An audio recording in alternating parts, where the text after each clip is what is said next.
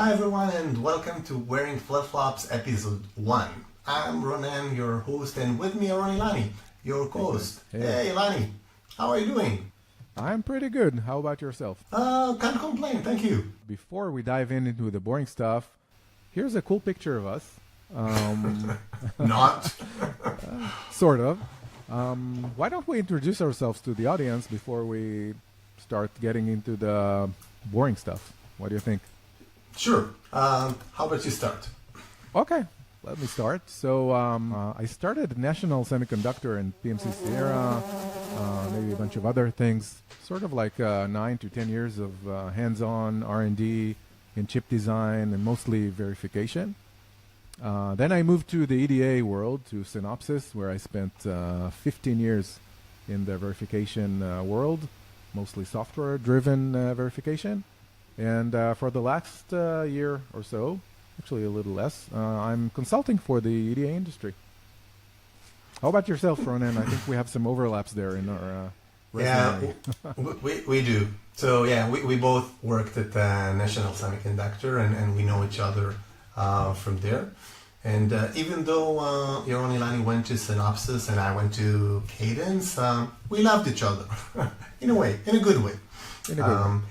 I think that the 10 first years at National were so much time ago, and back then you could do architecture and then the design and then verification and then implementation and take it to tape out and take it to the lab and FEEBs and then it's drive up different to times. the testing facility to actually test the chip in the clean room or whatever with those funny good times. And then I moved to the dark side. Went to the EDA vendors, and actually it's not dark at all. I loved working with all our customers. So I've been at Cadence for 14 years. Then at AWS. At AWS I looked at the semiconductor industry, and nowadays I'm at Hyper. So yeah, that's about me. Great. So, what are we going to talk about in this podcast? I'll tell you what I thought about, and I love hardware. I love chip design. So I think everything that I would have liked to know throughout my career, whether it's design, whether it's verification, or even if it's orthogonal to that and I don't know, well, let's say quantum, or things that would be interesting as an engineer, more tied to chip design. That's what I would love to talk about. What about you? So, of course, I love the chip design world, and I love even more the EDA world. I think what I really like in EDA is the methodology part and all the advanced technologies that could give you, all those shift left technologies, things that are like breakthrough in terms of shortening simulation time or other features, of verification. That's really, I love those things. So I think, another aspect, and we would love, the audience to chime in and, reach out. And if you guys have anything that you would want to hear about, and we already have, couple of you who ask for specific things that we'll look into in the, coming chapters, we'd love to hear from you and work from there. But in this first chapter, so we want to talk about verification, and maybe in the next coming chapter we'll focus on verification. But before we dive into that, Ilani, I wanted to ask you, what is that? Oh my God. You stole a picture from my surprise. Oh my God, that's me. Yeah. Yesterday, actually, after the blizzard, we got some 20 inches of snow here, which was extraordinary. I think that they didn't get anything like that for 10 years or so. Luckily, I had my phone. Seems cold. Yeah, really cold. It was not too cold, actually. You get used to this quickly. I mean, it was like, 33 Fahrenheit, like about 1 degree. Not too bad. I've done shoveling at much colder temperatures, so you can see that I'm not even wearing a hat, and pretty easy. It's a lot of work though. Luckily, my phone was, I kept it in the house at home because the last time I went out to shovel my car, I had the phone in my pocket, and apparently my Galaxy phone is not that water resistant or snow resistant as I thought it was. So I think, Really? as a lesson learned from this, I'm gonna go for the iPhone 18 or whatever next time it comes out. By the way, when does it come out? Do you remember? Is it September? Well, you told me. Or we can ask AI. We can ask Gemini. So it looks like indeed September. Wow, look at that numbers. 36 billion, wow, transistors. So yeah, let's briefly talk about this table. We can see here that every September, like a clock, like a Swedish clock, iPhones are out year after year. But the other thing that I'm looking at is the transistor count, numbers of transistors throughout these generations. And the current iPhone 17 is about 30 billion transistor, which it starts to be a lot.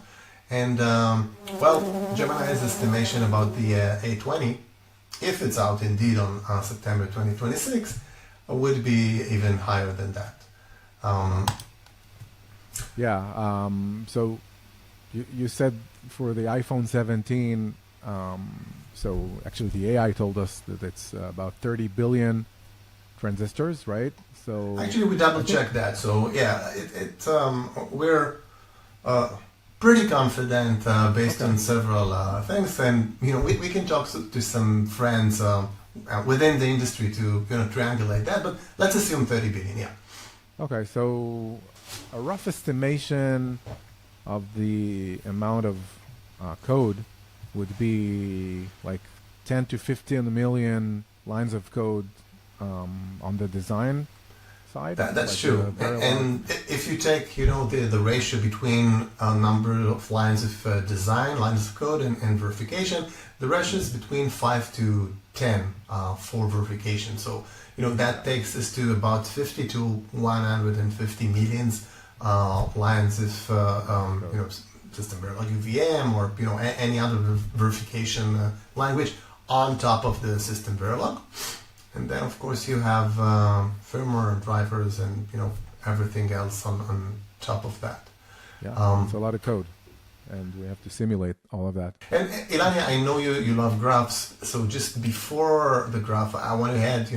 We talked about the iPhone, the 30 billion transistors. So they're much larger designs. For example, AWS was doing the Graviton 5. And it already has, a few benchmarks within the industry, talking about 132 billion transistors. And NVIDIA is the Blackwell Ultra is about 208 billion transistors. And now to the graph that you love. Yeah. So I love this graph because it shows actually how much time it takes to simulate the chip.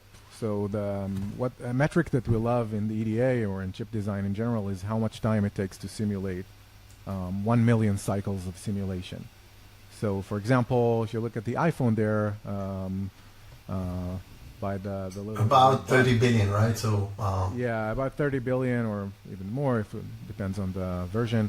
We're looking at a day and a half of simulating 1 million cycles.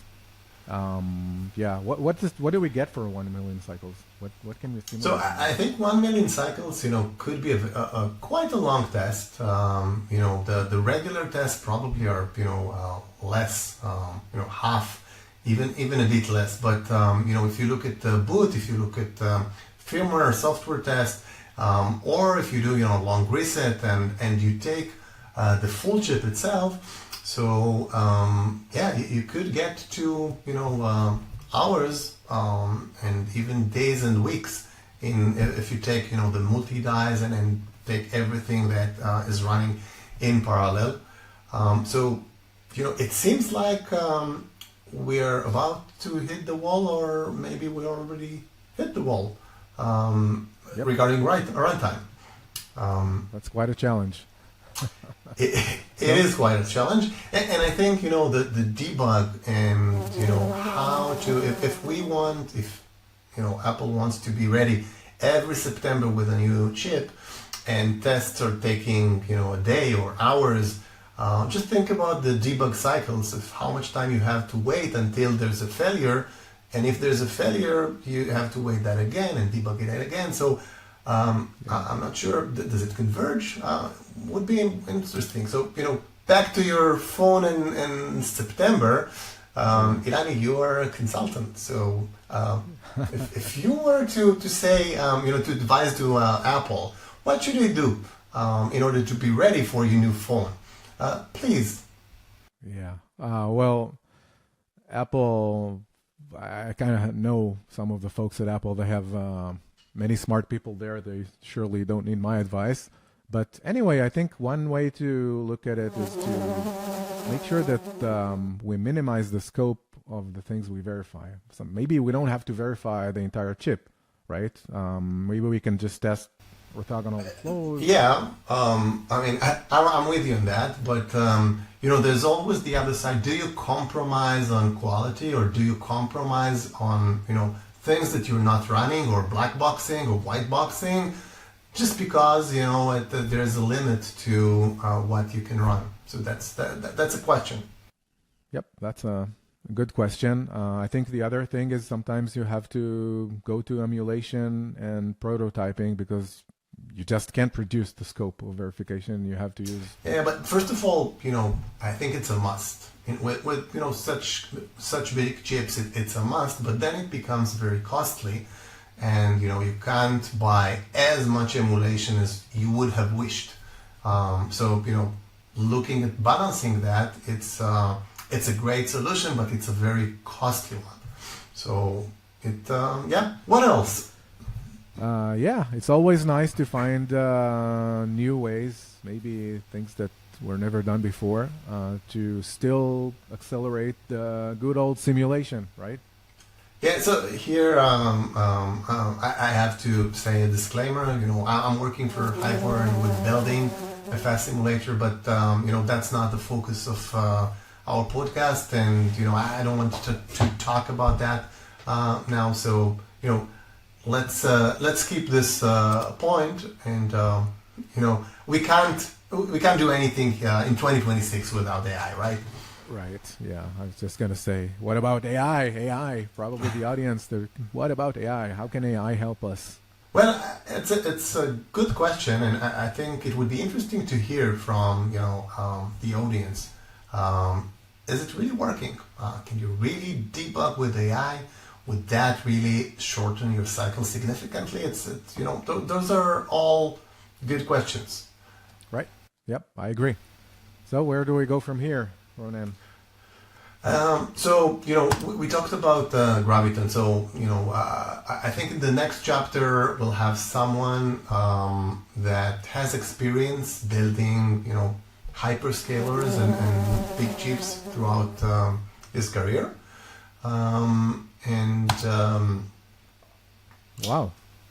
Oh, that's wow.